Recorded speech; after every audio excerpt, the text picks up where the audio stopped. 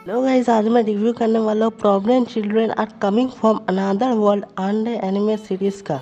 और मेरे पास आकस्मिक record of bastard magic instructor का सीजन 2 से रिलेटेड एक न्यूज़ भी है और आवर लास्ट कर्सेस और the rise of the new world anime के सीजन 2 से रिलेटेड एक न्यूज़ भी है। ये दोनों ही न्यूज़ मैं रिव्यू के बाद बताऊंगा। तो चलिए अपने वीडियो की तरफ बढ़ते हैं, लेकिन उससे पहले प्लीज़ मेरे चैनल को सब्सक्राइब कीजिए, लाइक कीजिए और जितना हो सके उतना शेयर कीजिए। चलिए अब ज़्यादा बातें ना करना, वीडियो को स्टार्ट करते हैं।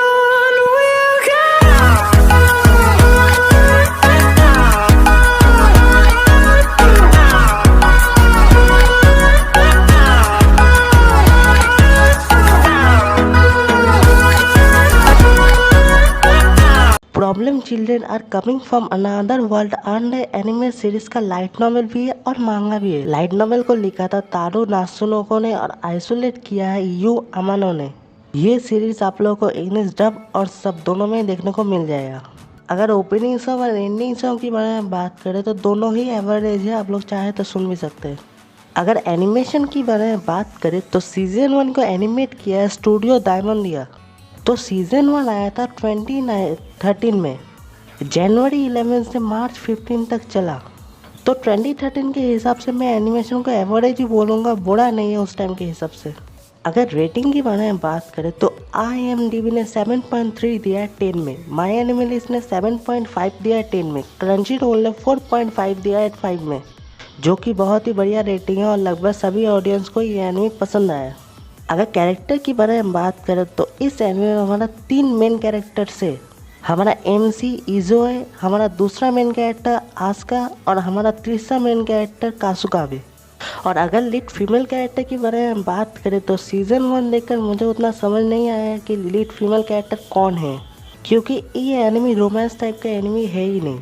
फिर भी यार मुझे सीजन 1 देखकर जितना लगा है कि लीड फीमेल कैरेक्टर हमारा ब्लैक रैबिट है।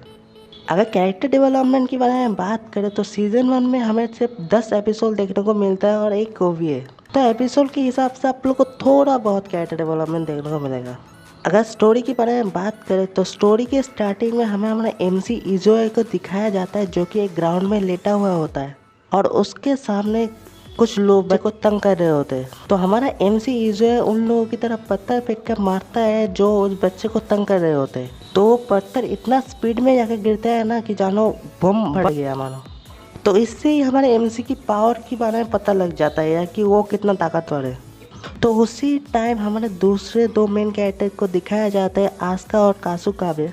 तो हमारा 3 मेन कैरेक्टर के पास एक ही टाइम में लेटर आता है, ठीक है ना, और वो तीनों अलग अलग टाइमलाइन में अलग अलग शहर से। तो वो जैसे ही वो लेटर खोलते वो एक अलग वर्ल्ड में चला जाता है, वो तीनों एक साथ। और उन तीनों के पास ही अलग अलग पावर हो, जो कि इस एनिमे में गिफ्ट बोलते हैं। तो जिस वर्ल्ड में उन तीनों को समन किया जाता है उस वर्ल्ड का नाम होता है लिटिल गार्डन। तो उन तीनों को और कोई नहीं समन करता, ब्लैक रैबिट ही करता है। अब आगे क्या होता है वो आप खुद देख लीजिएगा, मैं अगर बता दूँ तो स्पॉइलर हो जाएगा। तो इस एनिमे में आप लोग एक्शन भरपूर देखने को मिलेगा, एक्शन काफ़ी अच्छा है। और आखिरी कुछ एपिसोड में एक एक्शन होता है हमारा MC के साथ एक बंदे का, जो कि बहुत बढ़िया होता है। नहीं तो आप ये भी बोल सकते बहुत बढ़िया होना चाहिए था, लेकिन क्या सीन हमारा कासुकाबे और आस्का की तरफ भी इक्वली फोकस करने की वजह से उस एक्शन को काट दिया जाता है, जो कि मुझे पता नहीं है राइटर ने किया या डायरेक्टर ने किया एनिमे का पता नहीं, लेकिन वो एक्शन अगर दिखाया जाता तो बहुत बढ़िया होता। तो अगर इस एनिमे की जेनरा के बारे में बात करें तो इस एनिमे का जेनरा है एक्शन कॉमेडी फैंटेसी। अगर इस एनिमे के सीजन 2 के बारे में बात करें तो सीजन 2 का रिलीज डेट अभी तक ऑफिशियली कंफर्म नहीं हुआ है और स्टूडियो और राइटर दोनों ही यार कुछ नहीं बोल रहे सीजन 2 से रिलेटेड। तो शायद सीजन 2 कैंसिल हो चुका है या फिर आने का चांसेस बहुत कम है। तो अगर आप लोगों को जानना है आगे क्या होता है तो आप लोग के पास 2 ही ऑप्शन रह जाते हैं यार, मांगा पढ़िए या फिर लाइट नॉवेल। तो इसका मांगा इंग्लिश ट्रांसलेशन में ज़्यादा चैप्टर अवेलेबल नहीं है, बहुत कम ही है। और अगर लाइट नॉवेल के बारे में बात करें तो इसका लाइट नॉवेल इंग्लिश ट्रांसलेशन में अवेलेबल है, पूरा 12 वॉल्यूम अवेलेबल है और 2 साइड स्टोरी भी, जो कि मैंने बिल्कुल भी एक्सपेक्ट नहीं किया था। मतलब इस एनिमे की सीजन 1 ने अच्छा खासा लाइट नॉवेल को बूस्ट किया है, या सिर्फ जापान में नहीं इंटरनेशनली भी इसका काफ़ी ऑडियंस है। और मैंने सुना है इस एनिमे का स्टोरी आगे जाकर बहुत बढ़िया होता है। उसके बाद लाइट नॉवेल सीक्वल आता है यार उस लाइट नॉवेल का, जिसका नाम है लास्ट एम्ब्रॉय। अब वो सीक्वल है पूरी तरीके से या मुझे पता नहीं, लेकिन वो उसके बाद आया है, जिसका अभी तक 3 वॉल्यूम से इंग्लिश ट्रांसलेशन में अवेलेबल हुआ है। जापानीज लैंग्वेज में 8 वॉल्यूम आप लोगों को देखने को मिल जाएगा।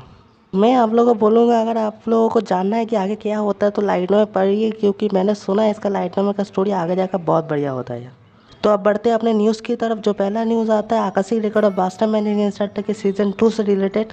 तो आकाशीय record of bastard magic instructor का सीजन 2 से रिलेटेड अभी तक कोई ऑफिशियल रिलीज डेट कंफर्म नहीं हुआ है। जी हाँ, नहीं हुआ है। लेकिन ये सीरीज अभी तक कैंसिल भी नहीं हुआ है, क्योंकि जिस स्टूडियो ने आकाशीय record of bastard magic instructor को एनिमेट किया था ना, उस स्टूडियो का सबसे हिट प्रोजेक्ट में आकाशीय record of bastard magic instructor का नाम है। तो अभी भी यह चांसेस है कि अगला सीजन आए। और अगर आप लोग और वेट नहीं कर पा रहे मेरी तरह, तो मांगा पढ़ सकते या लाइट नॉवेल भी पढ़ सकते हैं। तो अगर आप लोग मांगा पढ़ना चाहते हैं तो वॉल्यूम 8 से पढ़िएगा, लेकिन अभी तक मांगा में से वॉल्यूम 8 से लेकर 9 ही इंग्लिश ट्रांसलेशन में अवेलेबल हुआ है। वॉल्यूम 10 आगे का भी अवेलेबल होगा या नहीं पता नहीं है। मैंने सुना है कि ऑफिशियल ट्रांसलेशन इसका रोक दिया गया है मांगा का, लेकिन जो लाइट नॉवेल है वो अभी भी ऑफिशियल ट्रांसलेशन में चल रहा है, इंग्लिश ट्रांसलेशन में अवेलेबल है।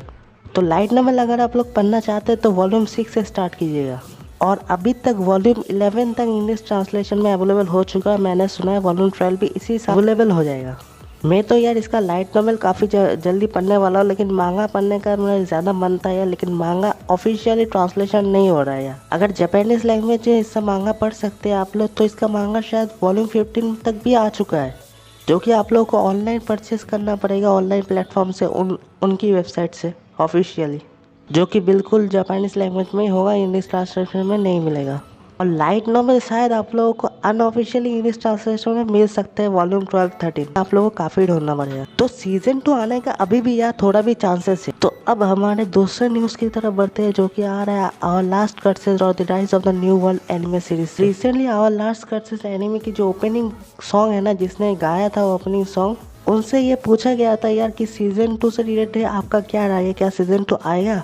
तो उन्होंने साफ साफ बोल दिया था, सॉरी नहीं, नो। तो इसका डायरेक्ट मतलब है कि सीज़न 2 हमें शायद ही कभी फ्यूचर में देखने को मिले, जो कि एक बैड न्यूज़ है।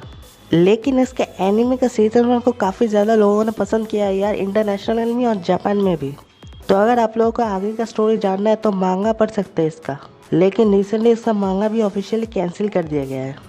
और एक बैड न्यूज़, तो मांगा कैंसिल होने का 3 वजह होने के चांसेस है। मेरे ख्याल से मांगा लाइट नॉवेल का एडेप्टेशन हो रहा था, तो लाइट नॉवेल की इंग्लिश ट्रांसलेशन में आने में इतना टाइम लग रहा था, इसीलिए शायद मांगा कैंसिल कर दिया गया है। या फिर कुछ लोग बोल रहे थे मांगा का आर्ट स्टाइल पसंद नहीं आ रहा है यार, या मांगा का सेल उतना नहीं हो रहा है। तो अब एक ही रास्ता बच जाता है यार, लाइट नॉवेल पढ़ना पड़ेगा आगे की स्टोरी जानने के लिए। तो लाइट नॉवेल पर अभी तक 6 वॉल्यूम तक इंग्लिश ट्रांसलेशन में अवेलेबल मिलेगा आप लोग को ऑफिशियली, जो कि बहुत ही बुरी बात है यार, क्योंकि ओरिजिनल जापान में इसका वॉल्यूम 12 से लेकर 13 तक आ चुका है। और मैंने सुना है इसका लाइट नॉवेल क्लाइमैक्स में है, मतलब अभी ख़त्म होने वाला है स्टोरी ऑफिशियली। लेकिन इसका वॉल्यूम 7 भी मेरे ख्याल से ज़रूर इंग्लिश ट्रांसलेशन में आएगा, लेकिन काफ़ी टाइम लग रहा है असल में आने में, काफ़ी स्लो है। तो यार अगर आप लोग को आगे का स्टोरी जानना है तो लाइट नॉवेल पढ़ लीजिए, मैं लाइट नॉवेल ही आप लोग को रिकमेंड करूँगा। और अगर आप लोग चाहे तो एनिमे के सीजन 2 का वेट कर सकते हैं, क्योंकि मेरे ख्याल से आने का अभी भी थोड़ा सा चांस है, क्योंकि एनिमे के सीजन 1 को काफ़ी ज़्यादा पसंद किया गया था।